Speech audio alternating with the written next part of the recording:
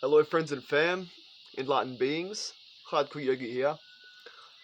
So I want to give a short book review of Love, Freedom and Aloneness by Osho. Yeah, I just really love this book. It is now the third Osho book that I have completed, and I really feel some inclination to prioritize his work in terms of my reading schedule. Before reading his stuff, I really valued a diversity of authors, and I still do value that, but yeah, I see some real value in prioritizing his work because it's just so it's just so holistic, and it's like the highest level teachings. So yeah, I can see myself prioritizing them. Highly recommend it. But anyway, I guess I'll give a short overview of what I took away from this book, Love, Freedom and Aloneness, and then it may help you decide if you wish to read this book after this recommendation. So, getting into what this book is about, the impression it left on me, I see a big part of what Osho does is he helps to remove repression and inner conflict. And he does this in this book for the topics of love, specifically romantic love, sexual love, as well as for aloneness, like to have solitude, to have meditation, one's own consciousness. And what he does, he goes into each of them and he shows you the great beauty of each of them, the great wholesomeness of each of them, but then also some of the shadows of each of them to look out for. So let's just take a small look at, some of his thoughts on love, romantic love. I'll be quite brief compared to what the whole book contains, but he says with romantic love, go fully into it. He says that, and many mystics have said this actually, if you wish to know God, first you must know love. They are in the same direction. They are on the same ladder. Romantic love is quite high on the ladder, and then knowing God is just a few rungs higher. He's also said that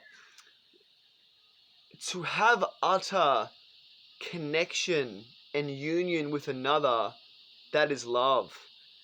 And to have utter connection and union with the whole, that is godliness. There is a correspondence between the two. So for that reason, go fully into romantic love. Yeah, he says there's a real godliness about it. In a sense, you do surrender your ego and yourself, and you and your lover become one dance, one music, one flow, one cloud of ecstasy. So it does help you to create a transcendence. And obviously it's very heart opening. But then he then warns and speaks about the shadows of romantic love. He speaks about things like jealousy, possessiveness, attachment, control. And he says these things are ego. These things are not even love at all, but they are ego. And he speaks about how love and ego are so distinct. So yeah, and he speaks about it so poetically, in such poetic ways. He speaks about the ways that jealousy and attachment and those things come in through the back door. So he says to keep a lookout for that. So yeah, in love, he says, go fully into it. It is so godlike, but then be aware of the shadows of it. So yeah. And then after that, he speaks about freedom for a while, but then he speaks about aloneness. So let's like a little look at aloneness. In a similar way, he says aloneness is such a beautiful thing. but then there are shadows to it to look out for.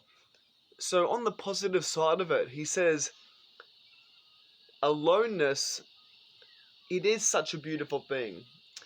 To be alone is to really come to know yourself, to know your own being, your own consciousness. It is to be connected and rooted in yourself, and therefore to be rooted and connected with the whole. So looking at the shadow, and also aloneness is to be fully self-sufficient within yourself, just totally fulfilled and happy in yourself. And then he goes into some of the shadows of aloneness. One of them includes the distinction he makes between aloneness and loneliness. He plays on words really well. So he says,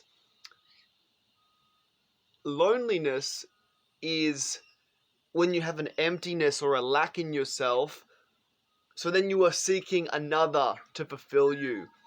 That reaching out from a place of emptiness, that is loneliness. He says it's like you are empty. But he says aloneness is when you are full in yourself. You are nourished in yourself. So that's an important distinction. Aloneness versus loneliness. Another shadow that he says can come from aloneness, or at least that's related to aloneness, is becoming cold. You don't want to become cold. He says, like, a true Buddha who has found true happiness and completeness in their aloneness, a true Buddha is not cold. In fact, they are very compassionate. He says compassion has a warmth to it, yet it is also cool. So it's a paradox. It's a paradox and a play on words here, so stick with me. So when you are alone, you then find compassion for others. Compassion is warm, yet it is also cool.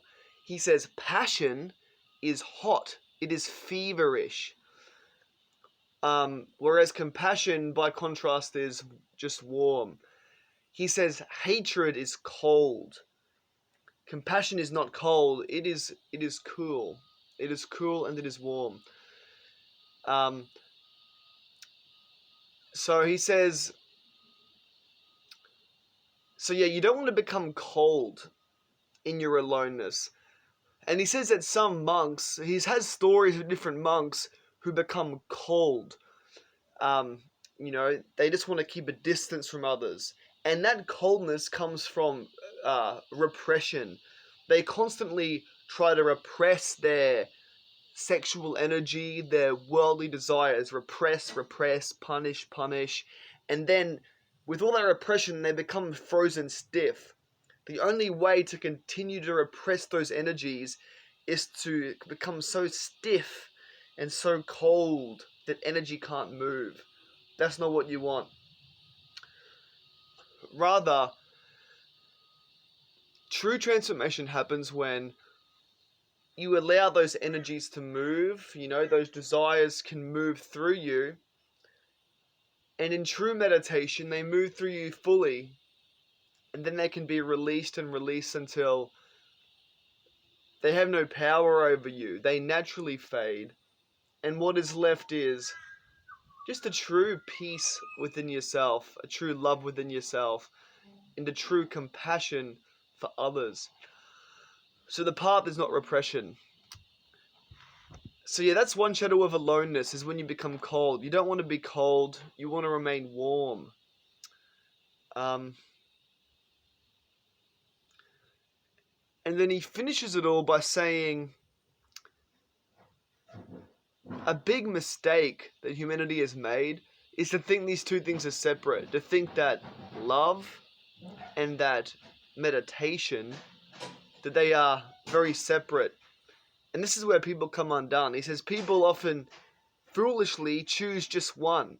They either choose to be worldly, and then they really lack aloneness. and to be rooted in themselves. They live with others. They live for others. They are a part of the crowd. They are not individuals. And with this, they become exhausted, emptied out, hollow, bored, just waiting for death. But then some people choose to be monks, and they choose to be otherworldly. And this also creates pathology, because the monk, he becomes so meditative, he becomes ripe within himself, he becomes full of energy within himself, and then he wants to share it, but there is no one to share it with. He is alone in the monastery, and energy that wants to be shared but cannot be shared, energy that cannot move, it becomes stagnant, it becomes sour and bitter. So that is a pathology also. He says intelligent people do not choose, because why choose one when you can have both? And he says they go together so well. Love, connection, relationship, and sex is one thing. And then aloneness, meditation, finding that wholeness within, that presence within, that is also worth having. And we can have both. He says to choose one is like a mountain which chooses to have no valleys. It says, I will not have any valleys. But that is foolish, because the valley is part of the mountain. It is complementary. In the same way, he says, love and relationship is very much complementary with stillness and meditation. And he says often it is after the greatest peaks of love that we have the greatest stillness. He says that with love, you pour your energy into another. In a sense, you lose yourself, but you connect to so much, you learn so much. But then after so much of that pouring, after so much love and relating, you then have the real need to come back to aloneness. And aloneness replenishes you, it nourishes you and fulfills you again. But after a certain amount of aloneness, you are then overfilling with energy, and you wish to share it again. Another analogy that he makes with it is music. He says music is a combination of sound and silence. They are complementary. If music has only sound, it is just chaotic. It is like a cyclone with no center. It is in the silence. There is a receptivity for notes and sound to come once again. So that is his view on love and aloneness. That they are complementary, that they feed into each other. But yeah, the book goes far beyond what I've shared here. He goes much more in depth to each of those phenomena, and so poetically as well. So yeah, I highly recommend that book. And reiterating once again, what I see Osho, what he does is he removes repression, Maybe some of us repress sexuality. He says, don't do that. Maybe some of us repress being alone. We're scared to be alone. He says, don't do that. Instead of having repression and inner conflict, he says, go fully into all different things and see the great benefits of each different thing. See the shadows of each different thing to look out for, and be willing to ebb and flow and go into all of them fully, so that you can have a life of fullness and wholeness. Okay, hope you enjoyed this little book review. Sending peace and love to you as you get after it, as you get after some love, get after some aloneness. Namaste.